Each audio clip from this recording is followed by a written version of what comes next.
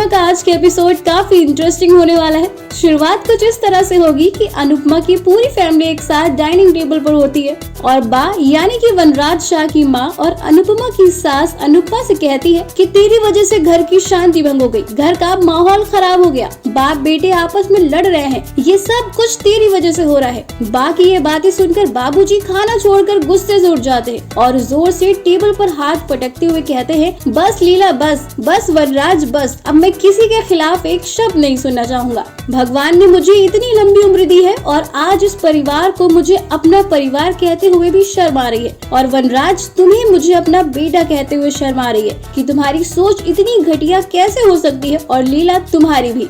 बाबूजी आगे कहते हैं, हसमुख शाह ने फाइनल फैसला कर लिया है कि अनुपमा के साथ कोई जोर जबरदस्ती नहीं करेगा। मैंने उसे अपनी बेटी माना है और मेरी बेटी को मैंने परमिशन दी है कि वो अनुज के साथ बिजनेस करेगी, और अगर तुम में से किसी ने उसे परेशान किया तो मुझसे बुरा कोई नहीं होगा। ये कहने के बाद बाबूजी अनुपमा के सिर पर हाथ रखते हुए कहते हैं, मेरा आशीर्वाद तुम्हारे साथ है, तुम चली जाओ, यानी कि उसे ऑफिस जाने के लिए कहते हैं। ये कहकर बाबूजी अंदर चले जाते हैं और इधर बा वो भी गुस्से से आग बबूला होकर अंदर चली जाती है। समर अनुपमा को समझाता है और कहता है कि मम्मी आपको इन लोगों के मुंह नहीं लगना चाहिए और ना ही इनकी बातों को दिल से लगाना चाहिए। जब आप इनका इतना ध्यान रखती हो तब भी ये बदल गए, तो यहाँ पर आपको इनकी बात सुनने की कोई जरूरत नहीं है। और फिर समर कहता है, मम्मी बहुत देर हो गई, अब हमें यहाँ से चलना चाहिए।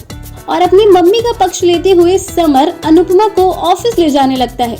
इतने में पारितोष समर को अनुपमा को लेकर जाने से मना करता है। समर गुस्से में जवाब देता है, मैं आपसे पूछ नहीं रहा हूँ, मैं यहाँ से मम्मी को लेकर जा रहा हूँ। अब पारितोष के साथ वनराज भी समर को मना करते हैं अनुपमा को ले जाने से।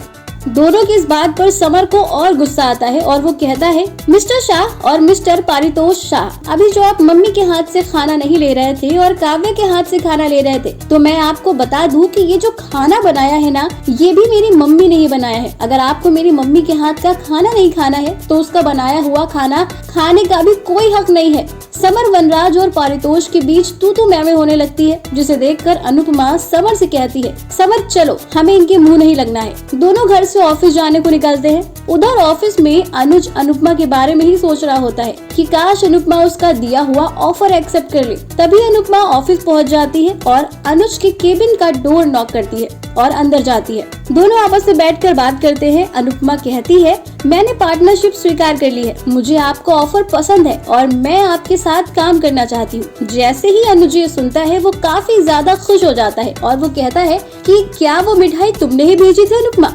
अनुपमा उसे जवाब देती है, हाँ मिठाई मैंने ही भेजी थी। अनुज कहता है, ऐसा निराला अंदाज तो तुम्हारा ही हो सकता है।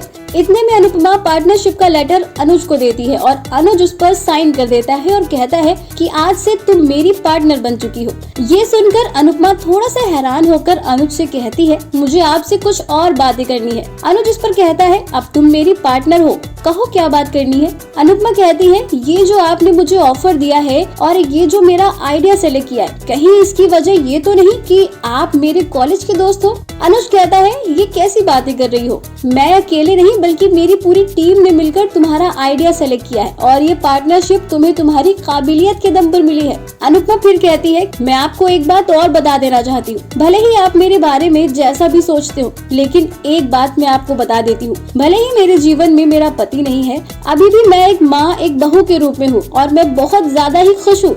मेरी जिंदगी में मुझे और किसी नए रिश्ते की जरूरत नहीं है। अनुपमा की ये बात सुनकर अनुज कहता है, मैं तुम्हारी बातों का मतलब समझ चुका हूँ अनुपमा। अनुपमा खड़ी होती है और अनुज की तरफ हाथ बढ़ाती हुई कहती है, लेकिन एक सच्चे दोस्त की जरूरत मेरे जीवन में अभी भी है। अनुज अनुपमा के बढ़ाए हुए हाथ से हाथ मिलाता है और कहता है, आज से हम बिजनेस पार्टनर भी हैं और अच्छे दोस्त भी हैं, और मैं भी तुम्हें अब दोस्त के सिवा कुछ नहीं मानता हूँ और ना ही मेरे दिमाग में कोई और ख्यालात है तुम्हें लेके। तुम्हें पता है, तुम कॉलेज में मेरी क्रश जरूर थी, लेकिन वो चीज अब मिट चुकी है। मैं भी अपनी लाइफ में आगे बढ़ चुका हूँ और तुम भी।